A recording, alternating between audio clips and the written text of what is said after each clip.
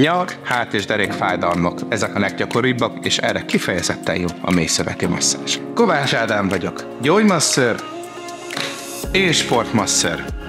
Ha állandóan feszült a nyakad, illetve a vállad, a mélyszöveti masszázs nagyon sokat tud segíteni. Ennek a technikának az a lényege, hogy részletesen feltérképezzük a testet, megnézzük, hol van a probléma, és a mélyebb szöveteket megpróbáljuk elérni, szépen fokozatosan haladunk, utána a felszíni izomkötek föllazult, mehetünk mélyebbre is.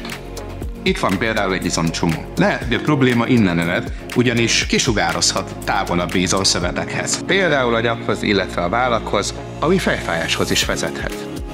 Úgyhogy most egy kicsit triggereljük. Ezzel lazítunk rajta, felpesdül a vérkeringés, az oxigén, tápanyagok és a hormonok eljutnak a célszervekhez, így helyreáll a reg.